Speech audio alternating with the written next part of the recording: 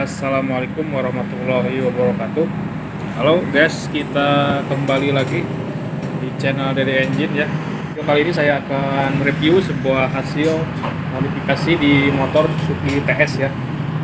TS 2 tak Suzuki yang mungkin teman-teman sudah pada tahu ya motornya. Ini motor yang digunakan belakangan ini semakin banyak penggunanya untuk off-road ya. Meskipun ini motor tua, tetapi peminatnya cukup tinggi ya. Ingat motor ini termasuk dalam kategori klasik guys. Nah, supaya tenaganya tidak terlalu tua seperti motornya ya, jadi kita lakukan beberapa upgrade khususnya di motor ini ya. Apa saja yang akan kita perlihatkan untuk hasil modifikasi ini ya.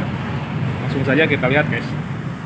Pistonnya ya, ini pistonnya masih menggunakan bawaan Suzuki TS ya, oversize-nya 75 guys. Kita modif seperti ini. Kenapa ada lubang-lubang seperti ini ya? Bagian bawahnya dibuat seperti ini, dan di sini ada lubang seperti ini. Oke, tentu ini memiliki fungsi dan tujuan ya. Kita lihat dulu bloknya guys. Nah, untuk blok ini sudah dimodifikasi menjadi 10 lubang ya. Bisa dilihat untuk exhaustnya ada 2 lubang, main transfer 2 ya, kiri kanan, quart pembantunya 1 seperti biasa, dan bus portnya ada 1. Biar lebih jelas kita akan tunjukkan posisinya, biar diam dulu ya, seperti ini. Ini untuk exhaustnya guys, exhaustnya model T ya, seperti ini. Jadi ada 2 lubang. Ini transfer utama kiri kanan, ini transfer pembantu ya, dan ini lubang busport. Busportnya mengarah ke atas ya, sudutnya mengarah ke atas, tidak seperti bawaan Suzuki TS yang itu arahnya itu ke depan, tetapi pada bawaannya itu dia memiliki 2 buah lubang guys. Nah, untuk kali ini kita buat 1 lubang saja, tetapi lebih fokus ke tengah-tengah antara busi ya. Nah, sudutnya kira-kira seperti ini. Busportnya itu tembus ke bawah guys, ke lubang intake. Di sini ada lubang lagi ya, dan ini lubang yang dari intake ya, lubang pemasukan. Dibuat 2 seperti ini. Jadi totalnya itu ada 10 lubang guys. Nah, dengan begini maka kita mengharuskan membuat pistonnya itu berlubang juga seperti ini.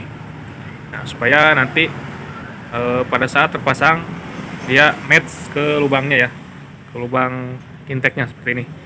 Ini mirip-mirip dengan motor yang RE King ya, RE King seperti ini. Pistonnya ada bolongnya ya guys.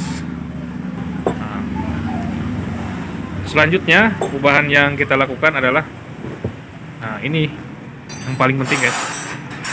Ini adalah rumah rim valve. Rumah rim valve-nya sudah kita ubah menjadi full membran ya, seperti ini. Membrannya ini kita pakai Pipos 4 original. Nah, untuk manifolnya kita pakai RE King ya, biar mudah didapat. Kita pakai RE King. Ubahannya kita harus mengelas bagian sini guys. Jadi kita beli rumah membrannya, kemudian dielas, digabungkan dengan blok bawaan TS-nya guys. Seperti ini ya kira-kira. Dan di sini juga bisa terpasang tabung Yates seperti di motor RE King juga ya. Membantu napas di putaran atas lebih bagus. Nah, ini adalah membran aslinya guys. Membran aslinya itu masih terpasang di sini. Ini hanya sebagai penutup ruangan yang sebelumnya menjadi ruang membran ya, tetapi untuk saat ini membrannya sudah dinonaktifkan. Hanya saja kita pasang supaya tidak harus menutup lubang atau dudukan bawaan dari crankcase-nya ya.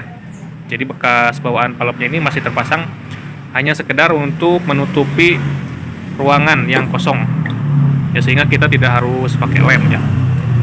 Seperti ini guys untuk liner bawahnya. Nah, Ya mungkin ini adalah modifikasi hasil rekayasa ya, atau bahkan mungkin hasil imajinasi saya untuk motor Suzuki TS ini ya.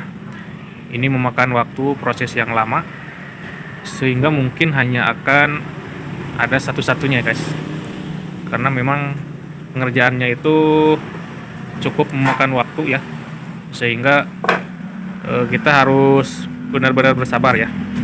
Jadi kalaupun ada yang mau mungkin bisa kita bicarakan, tetapi pasti ini yang memakan waktu yang cukup lama guys, mengingat prosesnya itu harus detail supaya nanti hasilnya itu sesuai antara durability atau daya tahannya dengan performa yang dihasilkan guys.